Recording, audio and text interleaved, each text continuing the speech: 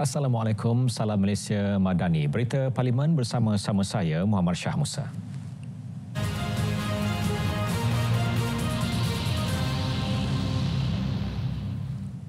Dasar beli getah Malaysia perlu diperkenalkan bagi memastikan golongan pekebun kecil getah menikmati harga jualan getah bermaruah. Cadangan itu dikemukakan Ahli Parlimen Tampin, Datuk Muhammad Isa ketika menyertai sesi perbahasan menjunjung kasih titah diraja. Dasar Buy Malaysia Rubber First juga perlu diperkenalkan dengan menetapkan syarat kepada pemain industri untuk membeli dan menghabiskan stok getah tempatan sebelum dibenarkan untuk mengimport. Begitu juga dengan mengenakan cukai terhadap getah import yang mana pada masa ini tidak dikenakan sebarang cukai berbanding getah yang diekspor, iaitu cukai sebanyak 14 sen sekilogram. Sekiranya pembaharuan ini dapat dilaksanakan oleh kerajaan, saya yakin pendapatan pekebun kecil getah dapat ditingkatkan. Daya saing Malaysia di pasaran ekspor akan lebih kukuh dan kehidupan pekebun kecil getah akan bertambah baik. Isu setinggan turut dibangkitkan. Ahli Parlimen Sandakan Vivian Wong Sheryi mengharapkan pembinaan perumahan mampu milik salah satu penyelesaian isu berkenaan. Ekonomi Sabah. Sabah khususnya Sandakan mengalami masalah serius dengan jumlah kampung setinggan yang tinggi. Realiti sebenar adalah bukan hanya saja pendatang tanpa izin PTI yang tinggal di kawasan ini, tetapi juga rakyat Malaysia yang berpendapatan rendah.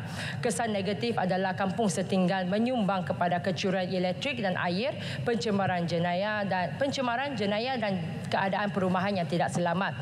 Penyelesaiannya adalah untuk mempercepatkan pembangunan skim perumahan mampu milik untuk golongan ini, dan ini perlukan kerjasama antara KKTP dan juga KPKT, Kerajaan Persekutuan dan Negeri.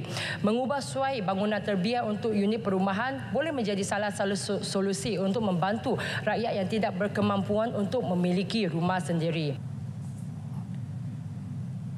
Sementara itu, Ahli Parlimen Shah Alam Azli Yusof pula berpandangan pendidikan yang inklusif dan berkualiti berupaya menangani cabaran pelajar daripada keluarga berpendapatan rendah sekaligus mengatasi isu keciciran.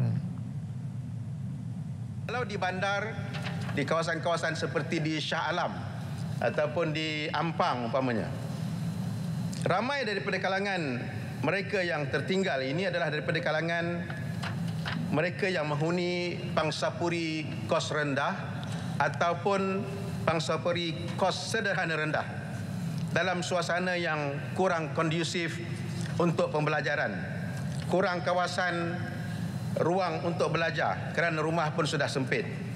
Ya, tidak ada kawasan untuk belajar, prep room dan seumpamanya. Tidak ada akses kepada teknologi digital sebagaimana yang saya sebutkan tadi. Tidak ada sokongan akademik tambahan kerana dihimpit oleh suasana yang seperti itu. Prosedur operasi standard SOP bagi pemprosesan permohonan kewarganegaraan dipinda dan diselaraskan bagi memastikan pelaksanaannya selari rang Undang-Undang Perlembagaan Pindaan 2024 yang diluluskan Sidang Dewan Rakyat lepas. Timbalan Menteri Dalam Negeri Datuk Seri Dr. Syamsul Anwar Nasarah berkata KDN dalam perancangan untuk menambah baik SOP di bawah Perkara 15/2 tahun ini. SOP berkenaan dijangka disiapkan tahun ini dengan tempoh pemprosesan permohonan selama setahun. Perkara ini dimaklumkan pada sesi Kamar Khas susulan pindaan Perlembagaan Persekutuan itu. KDN menjalankan kajian dan semakan kepada perundangan, kaedah serta peraturan berkaitan dan telah mengenal pasti 13 perundangan yang berkaitan secara langsung dengan kewarganegaraan memerlukan pindaan susulan. Sesi Kamar Khas turut dimaklumkan perusahaan mikro, kecil dan sederhana PMKes, syarikat dan pengeksport yang terlibat dalam rantaian bekalan perlu lebih proaktif menerapkan alam sekitar, sosial dan tabiurus ESG dalam perniagaan masing-masing. Timbalan Menteri Pelaburan, Perdagangan dan Industri Liew Chin Tong berkata penerapan ESG akan memudahkan barangan mereka memasuki pasaran antarabangsa. Mereka perlu bertindak proaktif agar produk masing-masing tidak dihalang daripada memasuki pasaran antarabangsa akibat sekatan peraturan-peraturan berkaitan ESG. Jelasnya, kerajaan telah mengambil langkah proaktif membantu syarikat-syarikat tempatan yang bersedia untuk memenuhi keperluan daripada negara-negara asing termasuk rangka kerja alam sekitar, sosial dan tabir urus industri IESG kebangsaan yang diperkenalkan pada 2023.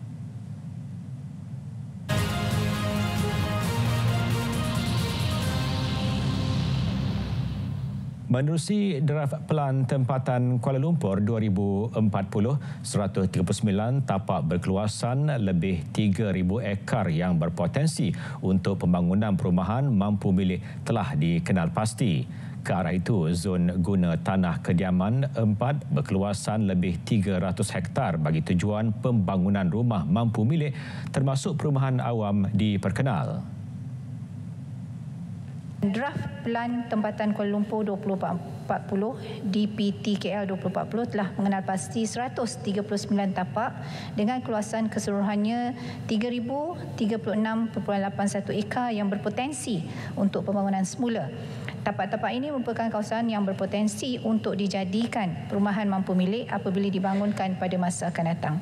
Bagi memastikan sasaran pembinaan rumah mampu milik ini tercapai, draft PTKL 2040 telah memperkenalkan zon guna tanah kediaman 4 ataupun R4 iaitu zon khusus bagi pembangunan rumah mampu milik termasuk rumah perumahan awam dengan keluasan 354.47 hektar. Oleh Menteri, kadang-kadang tanah ini terterhad. 8,076 calon sijil pelajaran Malaysia SPM tidak hadir bagi semua kertas peperiksaan bertulis 2024. Angka itu menurun berbanding 10,160 calon tidak hadir pada peperiksaan SPM tahun sebelumnya. Daripada jumlah tersebut juga, seramai 6,231 orang merupakan calon sekolah KPM ketimbang 8,676 calon bagi SPM tahun 2023. Maka adalah jelas bahawa statistik mencatatkan suatu trend ataupun satu angka penurunan dari segi ketidakhadiran. Hanya syarikat bertauliah serta memenuhi syarat ketat diberi lesen operasi pemeriksaan kenderaan. Syarikat yang mendapat kelulusan bersyarat perlu melengkapkan kemudahan serta tenaga kerja bertauliah dalam tempoh 24 bulan sebelum lesen operasi dikeluarkan. Satu aspek yang banyak orang tidak bercakap, memanglah dia cakap 8 bulan saja. Yang betul 8 bulan ini, dia syarikat 8 bulan, dia SPV ditubuhkan untuk dia masuk permohonan untuk pemeriksaan kenderaan ini. Tetapi yang pentingnya, syarikat yang dikatakan 8 bulan ini, dia ada 20 juta ponda berbayar. Dan dia ada perniagaan lain. Bukannya syarikat baru, bukannya syarikat RM2. Syarikat yang ada 20 juta, ada modal yang cukup. Dan untuk makluman Yang Berhormat, syarikat ini milik penuh Bumi Putra. Pembukaan pasaran pemeriksaan kenderaan dijangka memberi lebih banyak pilihan kepada pengguna sekaligus memecahkan monopoli sedia ada dan meningkatkan mutu perkhidmatan sementara pemantauan ketat dijalankan bagi mempanteras barang isu integriti. Undang-undang sedia ada mencukupi bagi menangani isu menggugat perpaduan kaum dan agama di negara ini. Sehubungan itu, tiada keperluan menggubal Akta Anti-Diskriminasi Kaum buat masa ini. Individu pencetus ketegangan kaum boleh disiasat di bawah Kanun Keseksaan, Akta Hasutan, Akta Mesin Cetak dan Penerbitan serta Akta Komunikasi dan Multimedia. Sementara penguatkuasaan yang telus dan adil tanpa mengira kaum serta agama penting bagi menjamin keharmonian masyarakat.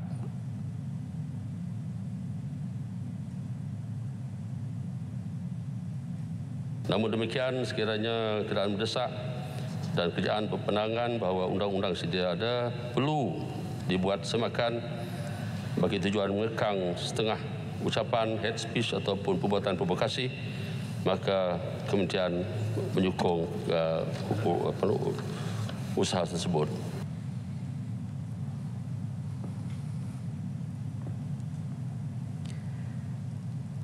Kempen Tahun Laut Malaysia 2026 dijangka memberi impak positif kepada pertumbuhan ekonomi negara, terutama dalam sektor pelancongan.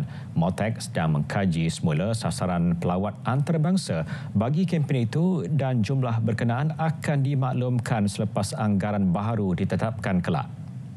Selain itu, MOTEC akan sentiasa bekerjasama dengan kerajaan negeri, agensi swasta dan pertubuhan bukan kerajaan bagi mengangkat acara sedia ada yang dianjurkan pihak berkenaan.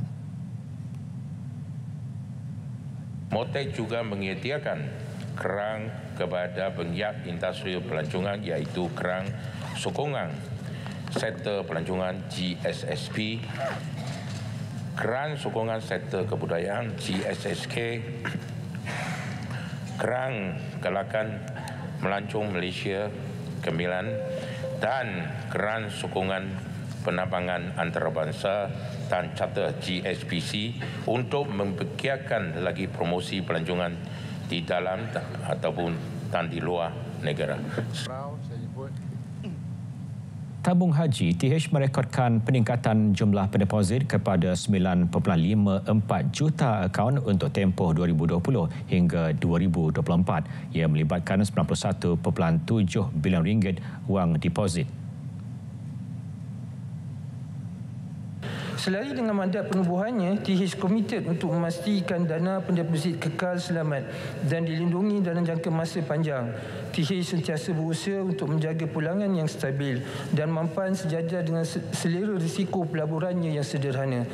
Melangkah ke hadapan, TH komited untuk terus memacu transformasi organisasi secara berterusan bagi mencapai status sebagai sebuah organisasi berprestasi tinggi dan mampan. Rang Undang-Undang Perkongsian Data dijangka diwartakan 20 Februari ini. Ia antara usaha memperkukuh keselamatan data negara khususnya dalam aspek perkongsian maklumat sektor awam dan swasta. Dasar pengkomputeran awam negara juga bakal dilaksana dalam suku kedua tahun ini bagi tujuan mewujudkan ekosistem digital lebih selamat. Kementerian ini juga telah membangunkan beberapa perundangan dan ini bertujuan untuk memperkukuhkan landscape regulatory, digital dan data negara dari aspek keselamatan data, dari aspek perlindungan data, dari aspek inovasi data dan juga penyimpanan data. Rangka kerja kepercayaan digital juga akan dibangun bagi memberi hala tuju kepada usaha memastikan ekosistem pendigitalan termasuk aspek data adalah selamat dan boleh dipercayai. Sekian berita Parlimen dari Sungai ke Segara. Palestin pasti merdeka. Salam Malaysia Madani.